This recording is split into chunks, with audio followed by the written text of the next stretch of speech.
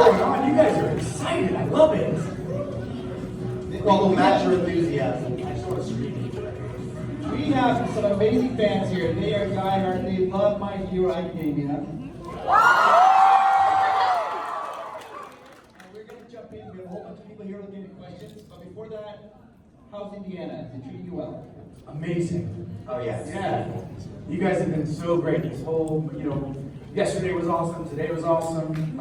Every day is awesome. Every day is extraordinary. We're having a beautiful time. We like your food too. All right, let's do it. Let's go ahead and jump into questions. The first question. Hello? Hello, my name's Renee. I was wondering, this is for all of you, how did you all feel whenever you first got the request to come and voice each of your characters? Sure. For My Hero, there was a little bit of a buzz around the studio at the time that it could be a show that might be popular. And people tell you that, you hear that, now and then in this industry, and you kind of learn to go, okay, yeah, sure, that'd be awesome, but you kind of just move on and do your best and hope for the best. This was one of the few times that I auditioned in person. Most of the time now, that was back in 2016 when we started this show. So most of the time now we audition all from our home studios but this was one time I was in the studio already recording something. I went in and I auditioned for a bunch of characters. All my yeah, she was in the room. Yeah. When I got to Shoto Todoroki, I thought, based on some of my previous work, this might be a fit, who knows? Again, you do your best, you leave the room and you hope for the best. But yeah, when I got the call that's what I was doing, I was ecstatic. I was extremely excited.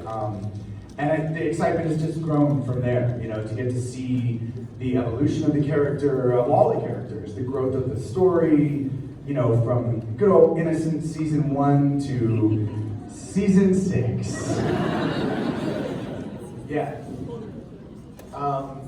My story is kind of unusual because the show had already been such a thing, and I was a huge fan already. So I was one of you guys.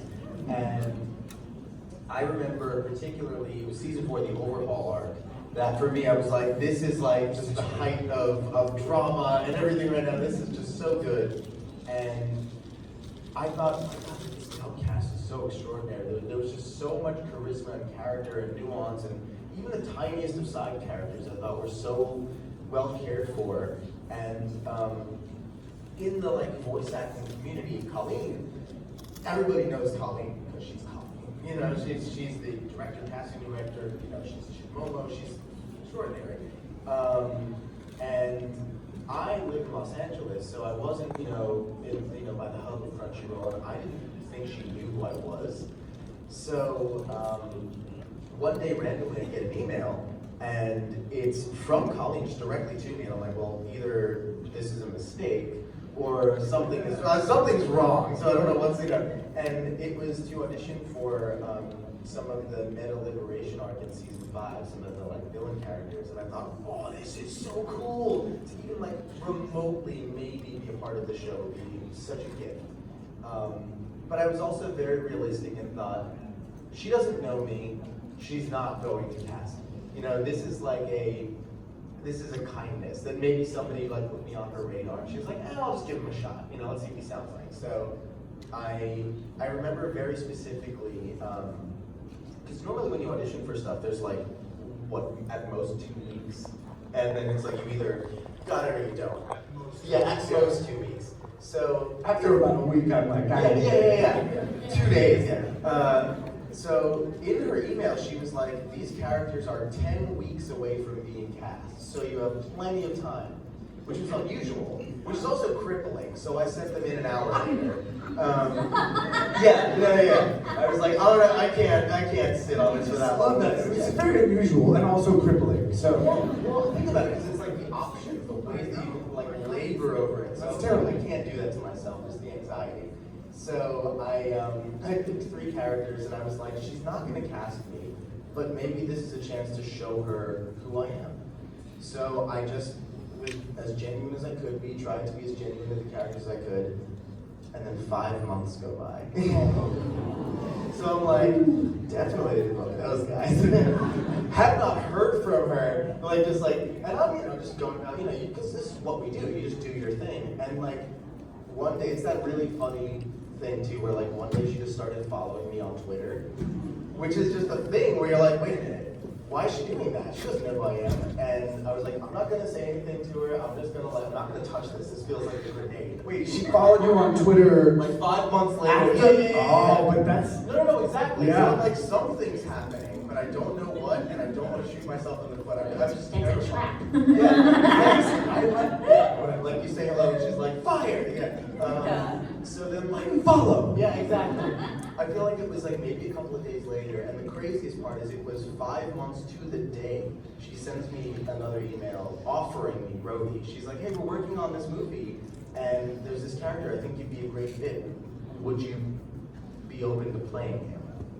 And the scream that I let out from Los Angeles, I'm sure you heard all the way to Texas, but yeah, that's how it happened for me. Lesson there, if you're ever in this industry, is, put your best foot forward in every audition, because like you didn't get the thing that was about, but you just got. I got the better role, if anything. I got the better role, and I got the one that, the craziest part, and then I'll shut up. The craziest part is that, again, this is a testament to who Colleen is and how good she is at like picking the right people for the right roles. She did not know who I was, and yet if you had to like create a character in the show that was the closest to who I am as a person in so many ways, positive and negative and all in between, it's Rhodey. And I remember getting really emotional in the first session because I was like, how does she know me this deeply? This is so weird. It was so eerie, but such a gift. Go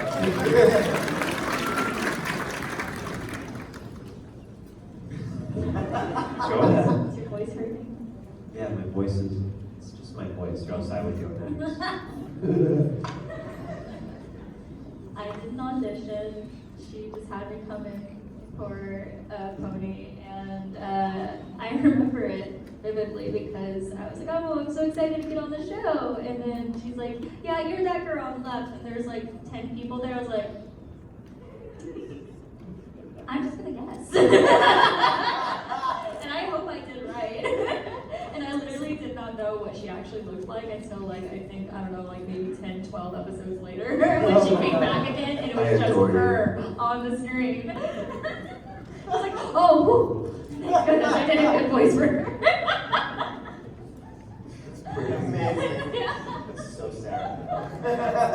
So on brand. I felt like she was pointing at, I think it was like James' character who was like the red hair, the side ponytail. But I love it, like, you didn't even you didn't even bother to like go look it up later. You're like, yeah, I'll figure this out. You're like, yeah, we'll make it work. I'm sure it'll work out. Yeah. She would have told you if it was not. Yeah.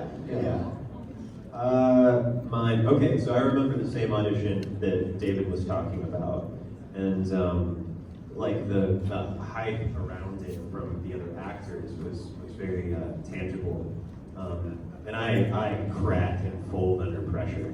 So I remember like doing that audition, and I remember leaving it like, well. I wasn't checking my inbox for the next 2 weeks. I'll put it like that.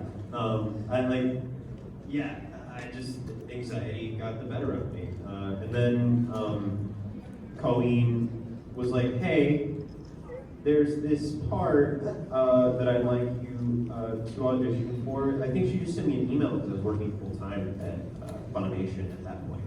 I was an adaptive writer.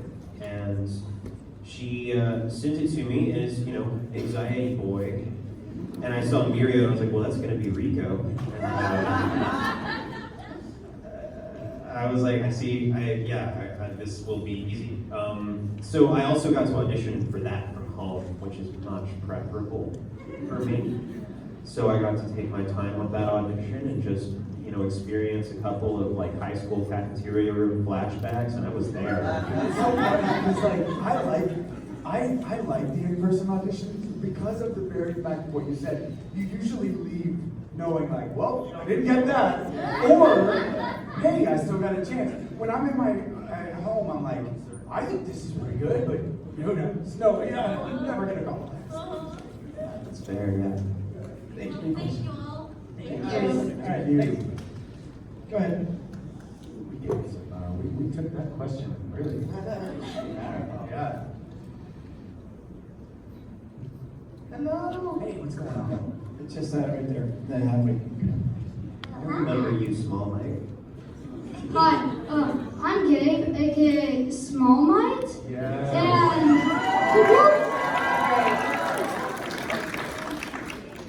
I was wondering if you guys could all do your best Mineta impressions.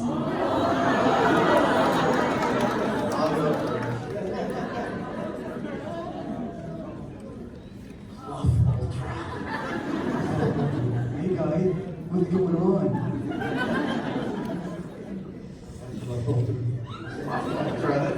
Yeah. Do it. I've got your tapioca right here. Oh. We can check out the ladies' room.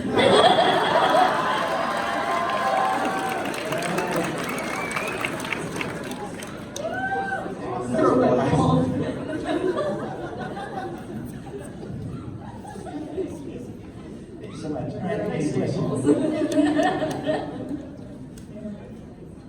Hi, my name is Kristen, and Erin. I was wondering, how did you guys all know what voice to do? Like, what voice did you pick? Like, how do you know? Oh, how to like go kind of with voice for character? Yeah. I think, in so many ways, kind of what I said before about how Colleen's really good at casting people for the role they're meant to be.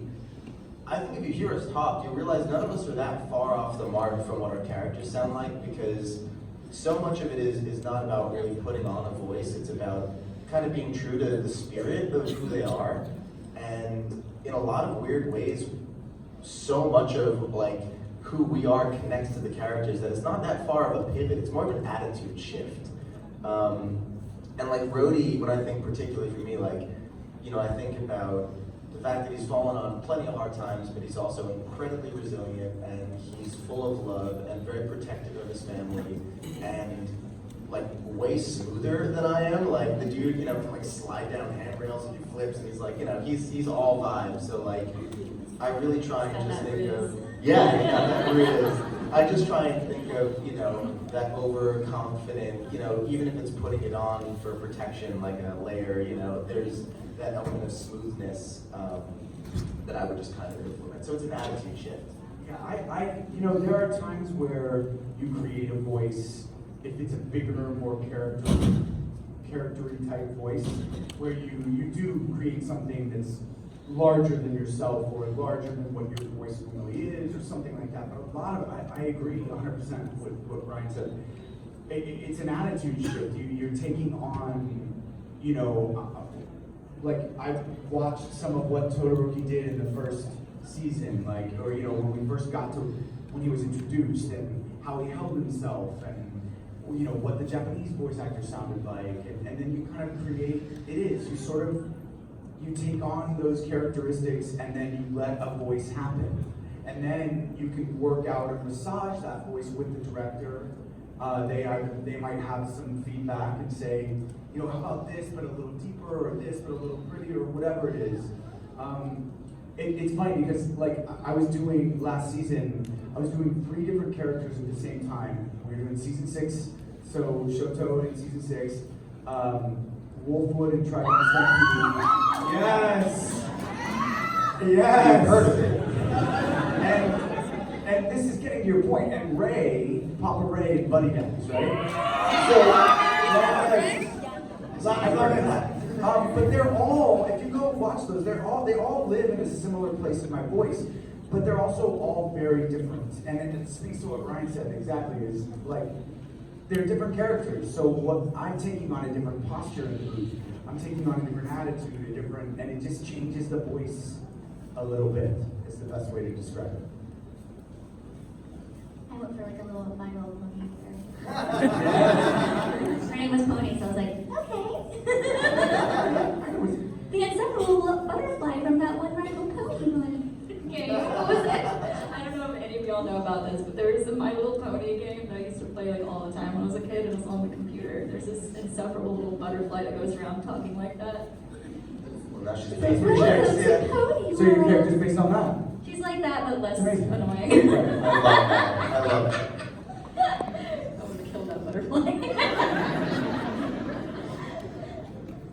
The actor for that butterfly is in the back of the room. Good, finally. Bar the doors. Press the button. Yeah, everything y'all said speaks to how that typically goes for me. I will add, it was very important to Colleen that Tamaki not be the obnoxious kind of anxious person. Most people with social anxiety in anime loudly yell about how anxious they are and make a scene and become a problem for the people around them. It's like, you're right to be anxious. You're not very likable. Whereas people who have social anxiety in real life, I found, sort of retract inward, try to make themselves as small as they can, and part of that is keeping your voice on the lower end. So even though most people, when they hit higher energy, anxiety feels high energy, they would go high pitched. With Tamaki, we had him go low because he is trying to fight it. Yeah. Thank you. The thing about what fans don't realize is there's lots of people who think they can do funny voices. Lots of people can do that. It's truly a talent what you guys do, because like an actor with a camera or a stage, they can use their whole body for the performance, their face, their eyebrows on it. You guys are conveying a whole message, all the emotion, just through the voice. And it's so powerful. It's such a talent you guys have. It's really commendable you guys can do that. It's amazing. Thank you. People like to say voice acting is acting using only one of your tools, you know? Because, you know, in every other medium you have your physicality, your, like you said, your facial expression. Yeah, it's cool. It's amazing. All right, we're ready for the next question. Okay. Hi, my name is Neva, and I just wanted to know, does it usually hurt when you do like a fight scene and have to yell like your attack? I think for the most part, we either learned how to do it the safe enough way, or we understand everyone's body works differently, and so much of it is first just knowing your own body and knowing what your own limits are and how far you should push that. Some of it is also on our directors and everyone to take care of us and kind of, because we're eager and we'll just keep doing stuff at the same time. We're like, well, we're here, it's fun, let's keep going. And you know, like, I work on a show called Chainsaw Man that's very loud and a lot of screaming in that one. And thankfully, Mike, our director, is very, very not pushing yourself, thinking, but I can do this last one, and that's when you hurt yourself. Thank you. Yeah. Yeah. It's so hard because it's different for everybody. I think. Right. I don't remember what I was gonna add to that. But, yeah, perfect. Great, everybody. I'll see you later. I'll add something.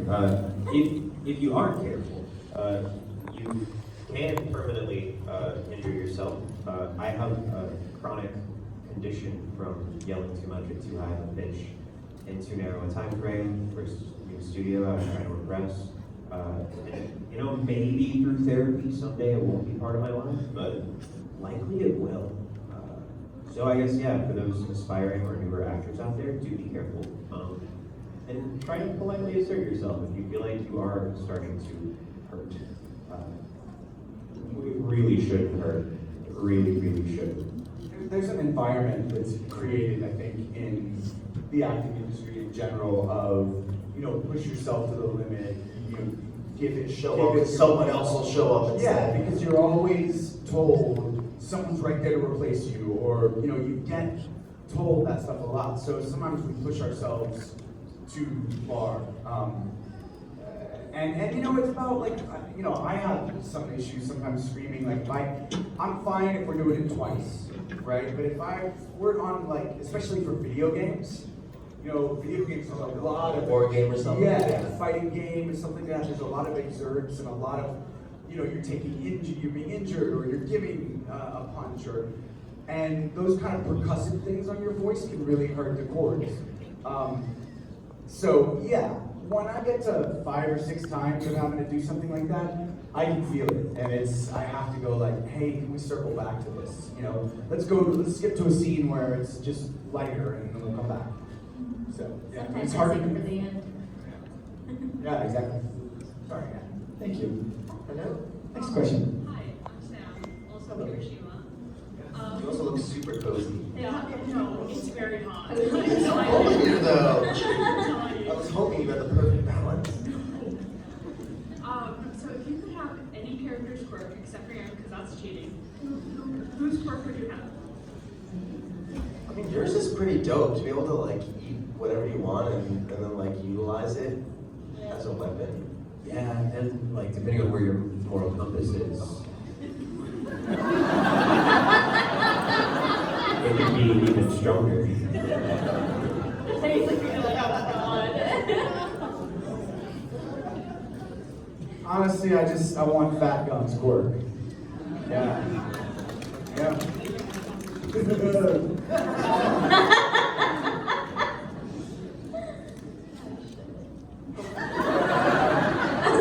I'm sorry. I was, Directly into the microphone. that was just such an inside voice I said outside. It was perfect. She did it right like this. She was like, I hadn't thought about this before. Now I'm panicking on the inside. Well, I just guess it's remember on the that outside whatever you now. say is going to be held forever in the court of the universe. We will judge you. What if I choose You're never allowed to all change the it. court of YouTube. This will be Yes. Well, we were talking about how cool teleportation could be. Yeah, I know but I that's can't just think a of any of them that have superpower that. in general. Well, but it could be your own quirk. Her quirk, teleport. She can teleport. My job is done. I want his, the fire and ice. That sounds Yeah. fun. I can like, what's that one ice dude in The Incredibles? Remember yeah. So I can like go whoosh, whoosh, whoosh, whoosh. Quick aside, have y'all seen You Say Run? Yeah. The song Yeah. transposed over the climactic scene of The Incredibles? Oh, that's amazing. It's You Say Run goes with everything. It's like the YouTube. I'm also YouTube down to make trend this name Incredibles thing. panel. Those would be so The moment when he discovers he's like it's the robot. We have to pierce the robot with itself. that's great. And it's like da-da-da-da-da-da-da. And he's like powering it up and he's about to like get ready to release it. It's so good. Yeah, that song. What I'll be watching later. Yeah. Check it out. Thank you. All right, next question.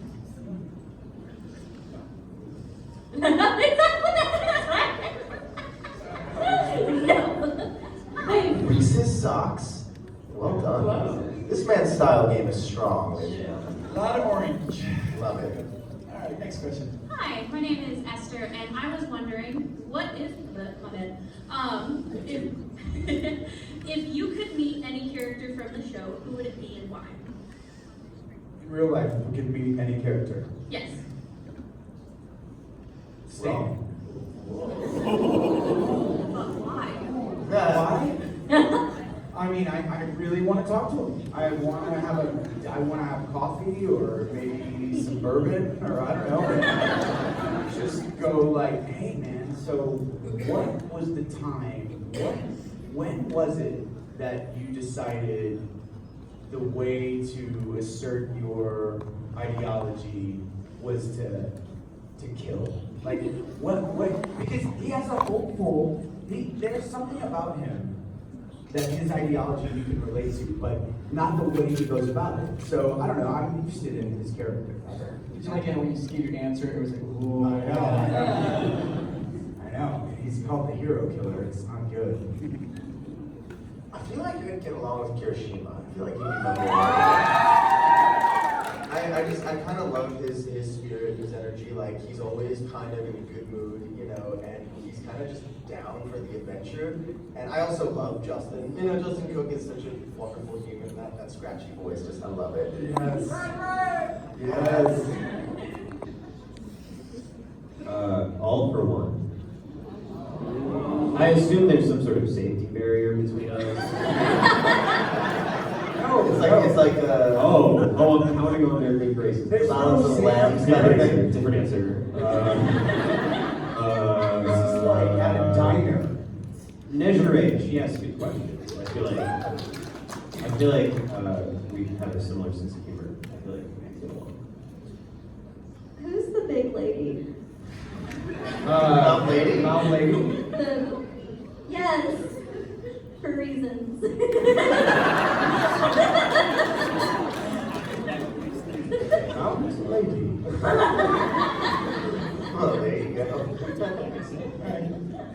Thank you very much. Our next question. Hi. Hello. I'm Renee, and I'm wondering what your least favorite ship in the fandom is. I'm not a big fan of pirate ships. I find that, it Yeah, just Mount comes Lady is with quite weird. general, kind of rudeness and pillaging and stuff. Yeah. Just That's jokes. a big one answer. I make it a point to have zero opinion, one way or the other, about ships, honestly. What about schooners? I like schooners. I like catamarans a lot. Speedboats. No. You ever been on a yacht? No. Me neither. No. I cannot answer this question. I'm sorry. I don't know the couples. There's not a whole lot of romance in the show. Make one up. Which is why there's a ton of ships, because people are just like, well, these people need to be together. Honestly, I think it's amazing that this show in particular, and a lot of shows, have such an impact on people that they want to create in their own mind. It inspires them their own creativity, right? Their own. There's people that dynamics and there's people that create additional, original characters or write fiction stuff about the existing characters. So I love that part about it. But yeah, I try not to talk about ships with high school students. Oh, I'm not even in high school. Well, they are. Yeah. They're The listening. characters. Yeah. What's your favorite ship? Or least favorite? Honestly, If you say pirate ship, And after you say it, Yes, you know what? yeah. We're not Go gonna make see any ship. comments. honestly, I don't have a favorite ship, but I do have a least favorite ship. It's Mineta X anything. And that's exactly how I ended that question. Perfect, perfect. I'm really glad I set that up. Alright, next question.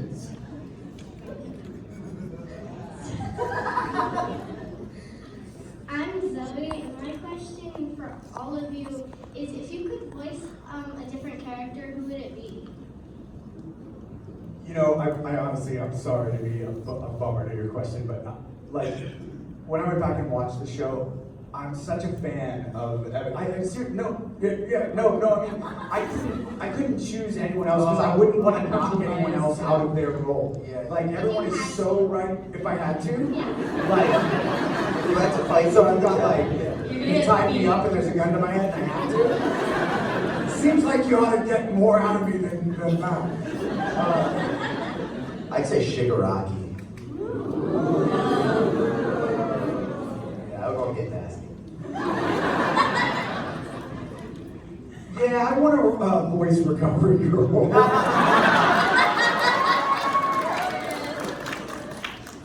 Yeah, Mount Lady.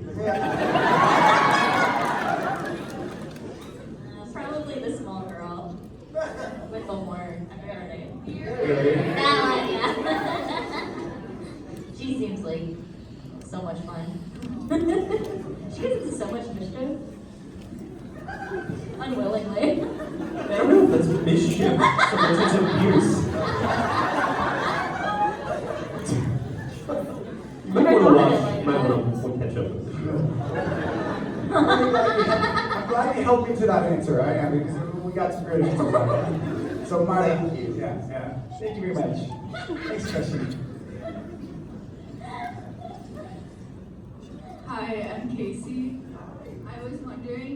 like when you were like reading scripts and stuff, what made you read like a scene and think this is gonna be fun? Like what really made you read? Well, the way that it works is we actually, like when we go into a session, we don't get stuff ahead of time unless if the episodes in Japanese happen to be out or something and you electively choose to watch it. Our job is like you go in cold and you get everything immediately, all kind of at face value. So like you walk in and they're like, okay, ready? Here's your first scene, and it's you're seeing the first scene. Here's all the dialogue you have to do, and then okay, now do your take, and you're like, okay. So it's kind of all super exciting, and you know, if you happen to read ahead or just kind of know where it's going, then the excitement might be in seeing like how they're adapting it. But I mean, for me, like working on the movie, there was no information about Rhodey at all, you know, other than he is a boy from the streets who lives in Otheon. I was like, well, Otheon, nobody knows anything but what, you know? So literally going into the session to session, I was learning who Rhodey was as we were doing it. So for me, the moment that I realized, because I legitimately thought that he was just gonna set up the movie. I don't know who has all seen the movie here, but it goes from, oh, there's this whole briefcase thing, and then he'll disappear, to being, oh, he's the entire movie. And that's when I was like, oh, this is gonna be fun. Yeah, my answer to that is the only thing that's comparable to that is typically there are times when I will watch the sub episode. I didn't used to do that early on, but lately with certain shows, I really wanna, I don't know if it's like the theater person in me that wants to like see what I'm gonna do. I don't do a ton of preparation, but I'd like to watch stuff if I have the time. So there have been several episodes of My Hero that I've watched the sub, and this is like the day before I'm gonna go record it, and I just get really excited. Like I can't wait to it's so great in the Japanese, and I can't wait to put voice to that in the English. There's no spoilers, but there's a line in maybe it's not a spoiler. There's a line that Todoroki says to dear old dad. And it's something like, that's a pretty nasty scar. And I remember seeing that and going, oh my God, yes! So that's my version of that. It's interesting. I had a chance to interview a lot of the voice actors for My Hero Academia, and I've always asked this question. You guys can answer. I'm like, do you like to see the Japanese version to get inspiration in it, or do you like to not? And I'd say it's about 50-50. About 50% say they love to watch it, and it helps them get inspired, and the other 50% is like they're worried that it's going to take their performance, and they're going to follow that. So it's interesting to see that. Yeah. I think I've experienced that with hearing other people's answers as well. Yeah, there's some people that don't want to know anything. I will throw it out there that even if you don't watch the episode in your own time in advance, we watch every scene. Every last one of us watches every scene in Japanese before we perform it. Right. And so, I wouldn't say tainted. I'd say like inspired by that. Like all of our work is going to be inspired by that to some extent. You can't pretend you're not aware of it. Yeah, because it's like absolutely being played for you while you're doing, Yeah. Next question. Great question, here. Hi, my name is Luna. Thankfully, the ships have sailed away, so I don't have to deal with those anymore. But my question is, if you, so what is your favorite ability of your quirk? And if you had to switch one ability out of your quirk, which ability would you switch it with? I'm targeting it to you, Shoto. Oh, there you go. See, So you're saying favorite ability within the quirks, like within the quirk? Yeah. Yeah. I feel like I can't answer mine because mine's a spoiler for those who haven't seen the movie. Yeah.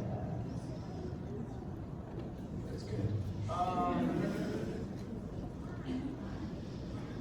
I wish that there were. I love the fact. Well, we don't.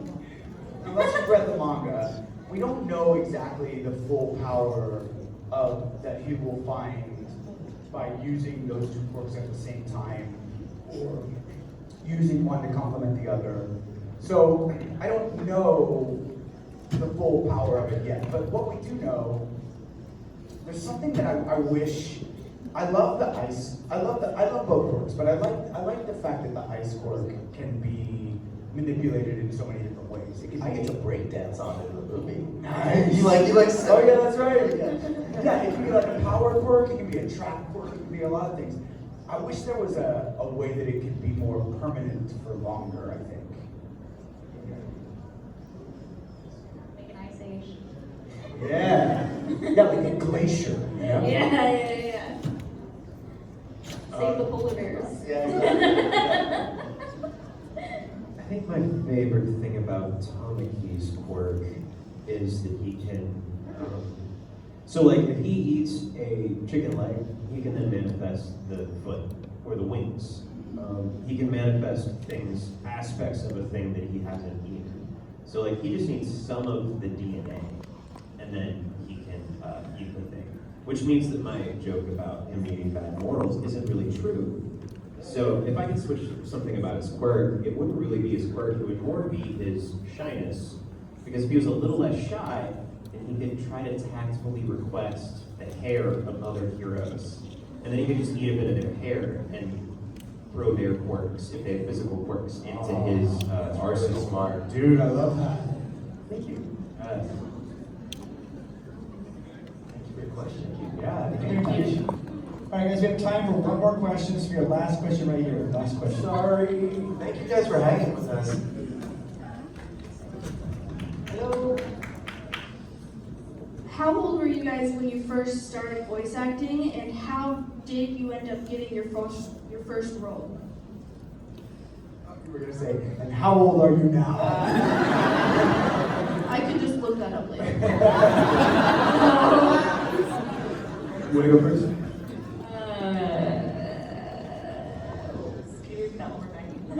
How old were you when you first started voice acting?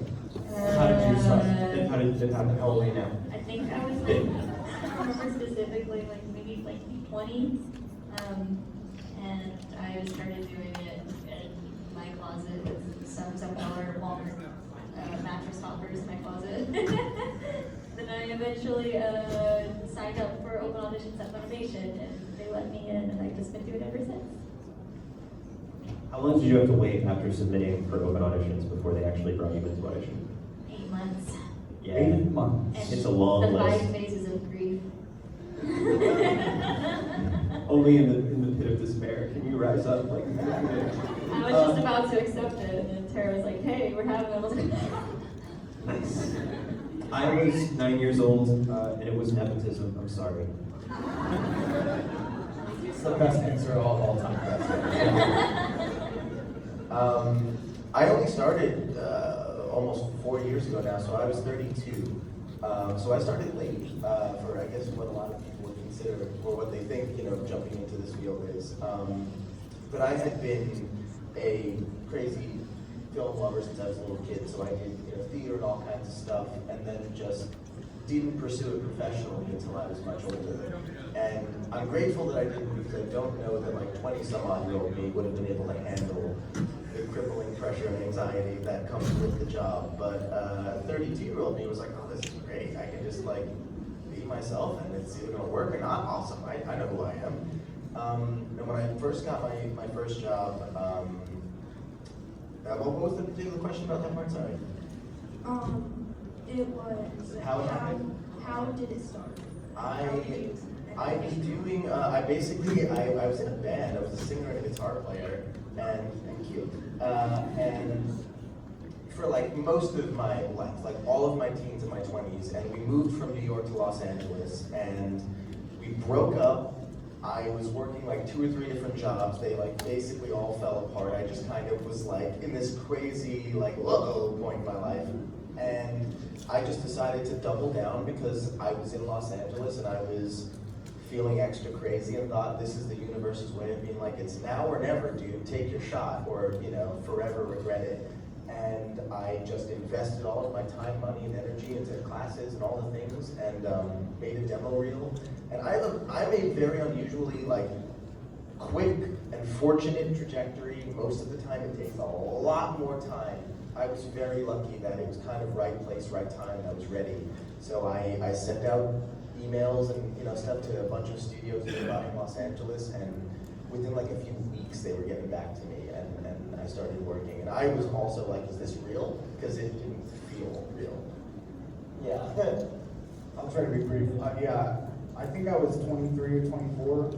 I had graduated from college, and I was one of those people that like knew I wanted to be an actor from maybe middle school, freshman year in high school, and just kind of kept doing it. Didn't really have a huge plan B, and just I don't know. Yeah, I got an agent right out of school, and I started doing some commercial voiceover, and then I booked I got called for an audition for an anime. At the time, my agent called it a cartoon. You have an audition for a cartoon. And I was like, really? What? Okay, so anyway, it was an anime, and I booked that. It was a lead role. That's why I always tell people, like, I was an actor. I had done a lot of work as an actor already, but I really hadn't done, and I'd done some voiceover, but I hadn't done much voice acting, no dubbing at all. But because I felt like I had a strong enough foundation as an actor, I was like, all right, let me figure out how to learn how to do this voice acting thing, like on the fly. So, and I had 50 episodes to learn how to do it. If you go back and listen to the first 6 of those, they're really bad. But yeah, that's how it happened for me. I kind of just been doing anime ever since. Wait, what show is it? Orphan. Aww. Yeah, Sorcerer, Stabber, Orphan. Oh, Yeah. I picked up for the later ones. Yeah, they just did like a reboot of it. But Yeah. that was my first show. Yeah, first show ever. You guys give me a huge round of applause. Everybody.